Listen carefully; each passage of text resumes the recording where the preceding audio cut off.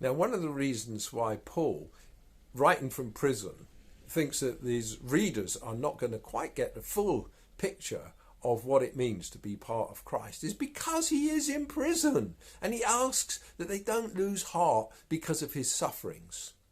There are people who look at the cross of Jesus and the sufferings that Jesus went through and think it's impossible that a prophet, a man of God, should have gone through these kind of experiences. If God were with him, then he would have rescued him and it wouldn't have happened. This is what the Jews said at the time. This is what Muslims say. It's impossible for Jesus Christ to be the Messiah and the Son of God because God would never have allowed a true prophet, a true son of his to go through crucifixion. But the Bible does not hide from that shameful reality that both Christ suffered and Christians suffer, and yet glory follows.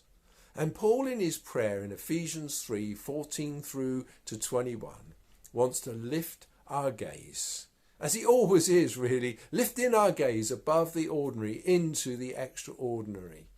It's easy to become disillusioned at times with the church and with Christianity, but when we see it as it truly is, then our hearts are stirred and inspired, and it begins to soar, and the Spirit comes on us and we begin to worship. For this reason, Paul says, I bow my knees before the Father, from whom the whole family in heaven and earth gets its name. The Father's not ashamed to own us.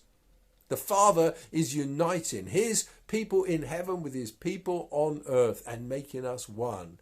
And he does it by the transformation of the inner man, the deep inward part of us. Little by little, surely, but definitely, God is changing us.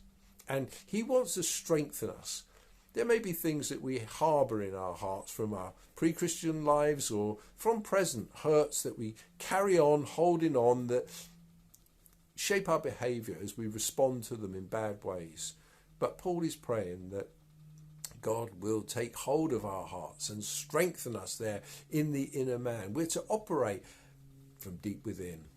The revelation of God is to impact our hearts so that we have something within us, that spiritual treasure, those resources. And what is that resource? In the end, it's the love of God, the breadth, the length, the height, the depth, to know the love of Christ that surpasses knowledge, to be filled to all the measure of the fullness of God.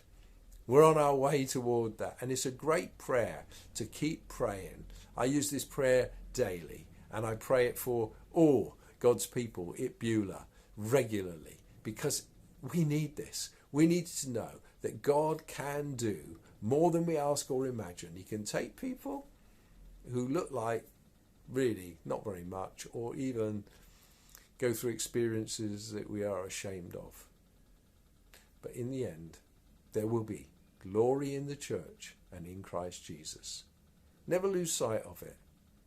Never let your failings or the failings of your fellow Christians take that from you. Glory is coming to the church.